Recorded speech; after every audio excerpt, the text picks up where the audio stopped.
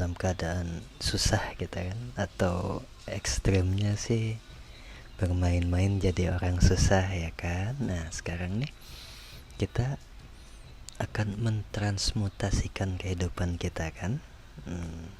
Kita akan bermain-main jadi orang mudah, jadi orang makmur, jadi orang kaya. Nah, boleh nggak? Ya boleh dong, masa nggak boleh kan? Nah, karena memang tempatnya ini di dunia kok kan gitu kan. Jadi jangan punya mindset nggak apa-apa deh di dunia susah, yang penting akhirat kan. Lalu untuk apa Al-Quran diturunkan kan? Diturunkannya aja di dunia kok. Berarti kan Allah menghadapi kehidupan kita nih baik, selamat di dunia lahir batin, dunia akhirat juga kan. Jadi memang konsep Islam itu kan yang multidimensional, yang holistik, yang keseluruhan.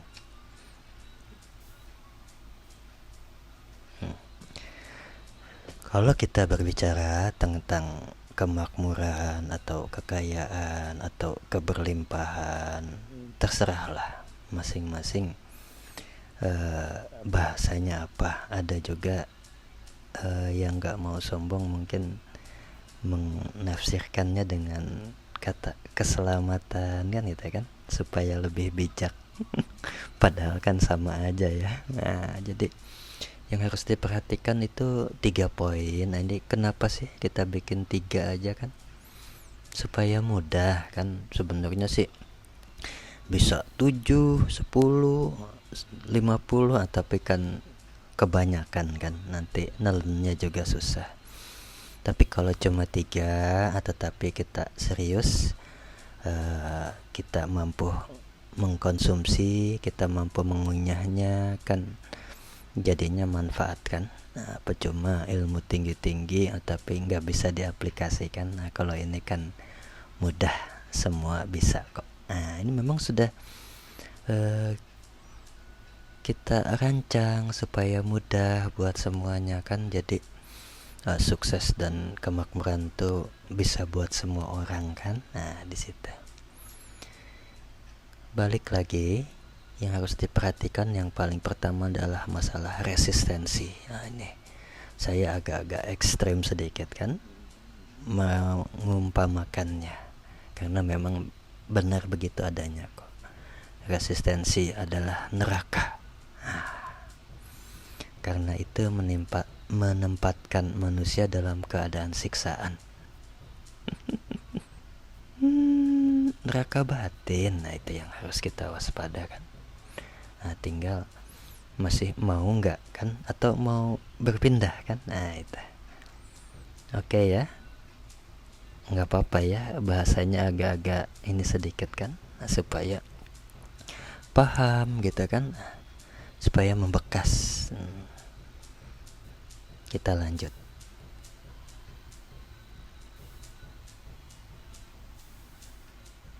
Nah kita mulai dari subbahasan pertama kan. Seorang ahli metafisika pernah memberi saya resep yang luar biasa untuk mengambil setiap trik dalam permainan kehidupan. Itu adalah alkemi dari non-resistance, seperti tak ada perlawanan batin. Nah ini hidup tuh kan susah ya, nggak mudah buat yang nggak punya resep. Tapi inilah enaknya kalau kita bersilaturahmi kan gitu. Kita dekat dengan orang yang paham kan. Jadi dia punya resep kan. Kan jadi mudah hidup kalau ada resepnya, jadi asik kan. Ada rumusnya kan. Nah itu. Jangan percaya dulu, kita sama-sama buktikan kan.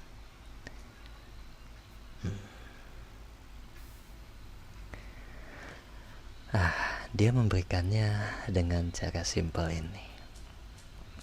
Jadi ini sebuah quotes, tapi pada saat yang sama dia juga sebuah pembelajaran, dan pada saat yang sama juga ia adalah sebuah rumus, pada saat yang sama juga dia adalah sebuah obat, dan pada saat yang sama juga dia adalah silahkan tambahkan sendiri kan.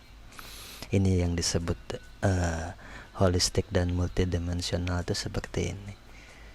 Pada suatu waktu dalam hidup saya bersyukur kepada beberapa anugerah dan hadiah, dan tentu saja mereka memiliki banyak nama dan hal yang bersifat materi.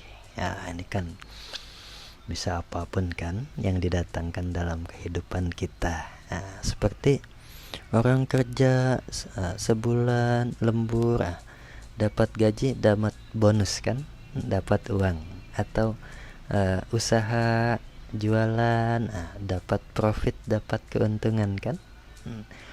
Keuntungan, uang dikumpul, bisa dia beli apa yang dia mau kan, apa yang dia inginkan, apa yang dia butuhkan kan gitu.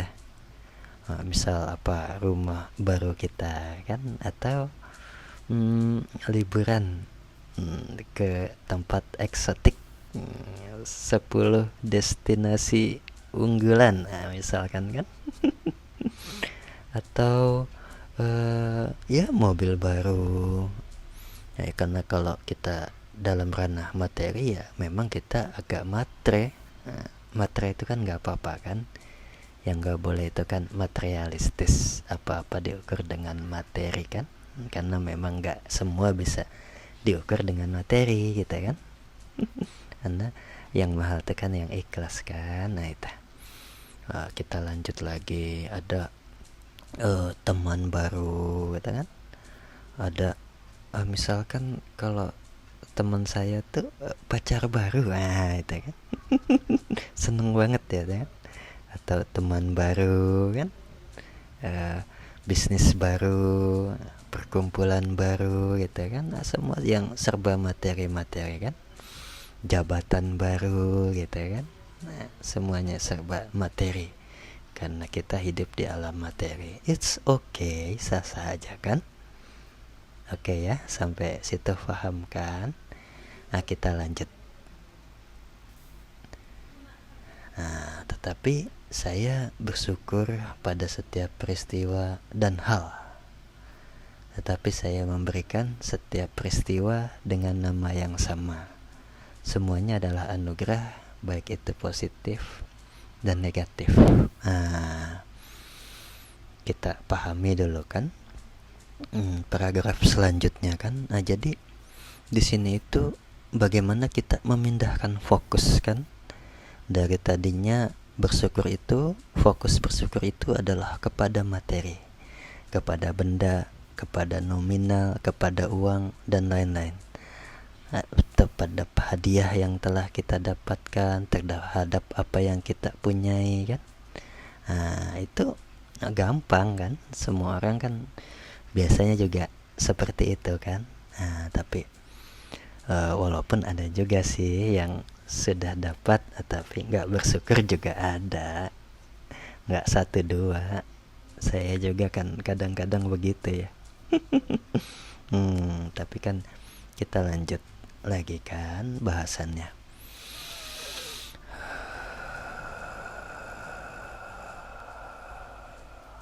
Sekarang bagaimana fokus energi itu berubah, fokus bersyukur itu berubah. Ini dari tadi kita fokus kepada materi saja sekarang kita memindahkan fokus dari materi menjadi materi dengan hal, peristiwa, momentum. Kalau boleh dibicarakan secara holistik, berarti kita mensyukuri atas segala apapun yang Allah datangkan dalam kehidupan kita,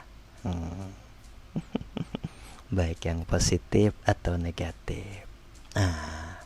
Latihannya begini, bisa nggak?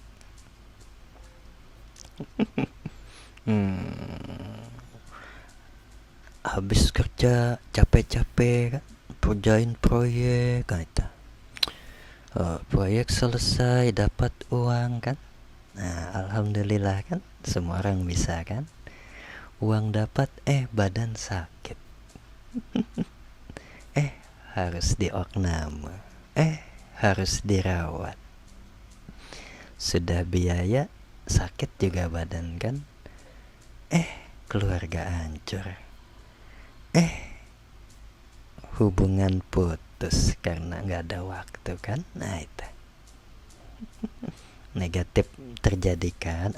Bisa nggak ketika kita datang yang negatif di kehidupan kita, kita bersyukur atas apapun peristiwa, baik itu positif dan negatif.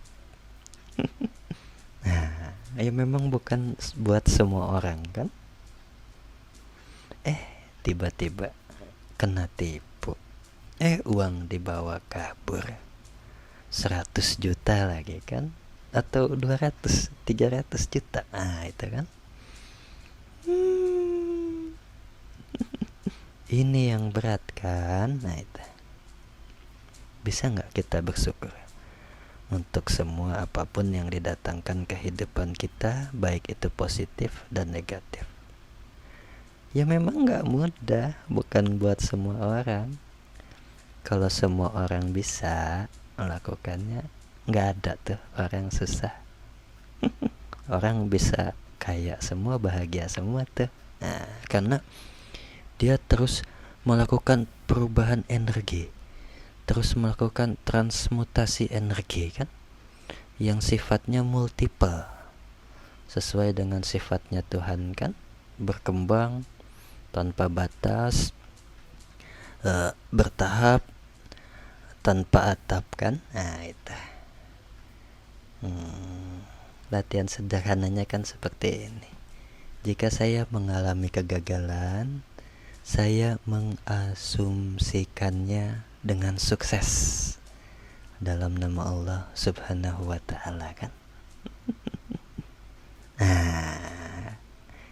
Ini nggak bisa kalau kita melakukannya di alam sadar kita, di alam materi juga, tanpa bantuan Allah. Manusia itu kan ada pikiran, ada perasaan kan, ada logika, ada hati. Di situ juga ada nafsu, amarah, benci, segala macam campur aduk. Sifat apa? Ketularannya manusia kan, tapi bukan sifat bawaan aslinya manusia. Kalau sifat bawaan aslinya manusia itu kan hanya bersyukur, hanya bahagia kan gitu. Berarti sudah paham kan sekarang, untuk bisa melakukan ini semua, jangan di alam materi, alam nyata, alam manusia, alam logika, nggak dapet kita. Yang ada kita kalah kok sama pemikiran kita kan. Tapi kalau hal transmutasi ini dilakukan di alam yang lebih dalam, dimensi yang lebih dalam, dimensi yang melampaui dari semua emosi kita, kemarahan kita, masa lalu kita dan sebagainya, itu masih bisa dilakukan kan. Sekarang kita pahami dulu beberapa frasa dan paragraf di atas kan. Itu adalah masalah resistensi. Kalau saya mengibaratkan masalah resistensi itu, yang paling pas itu kan seperti kita lagi mengendarai mobil kan, atau motor kan. Di satu sisi kita injak gas sekencang-kencangnya kan, istilahnya kalau bahasa anak zaman sekarang itu gaspol. Tapi nggak remblong. Pada saat yang sama remnya diinjak juga sekuat-kuatnya kan. Itu. Dan perumpamaannya jiwa kita itu laksana kanvas remnya. Jadi makanya cepat panas jiwa kita kan. Jiwa itu kan pikiran dan perasaannya kita kan, cepat lelah. Itu makanya pernah nggak dalam hidup, kok saya kayaknya nggak ngapa-ngapain tapi kok capek ya, tapi kok sakit ya. Itu karena panas kanvas jiwanya, pikiran dan perasaannya. Itu karena aktivitas ngegas dan ngerem pada saat yang sama itu kan. Atau kalaupun bisa tetap beraktivitas tapi kok bukan mendatangkan kebaikan ya, malah terus menambah masalah, berulang, nah itu kan yang terjadi kan. Nah itu salah satunya berarti itu adalah pertanda bahwa tanpa kita sadari atau kita sadar tapi kita tidak mengakui bahwa masih ada resistensi yang sangat dominan di internal kita, di dalam keadaan batin kita.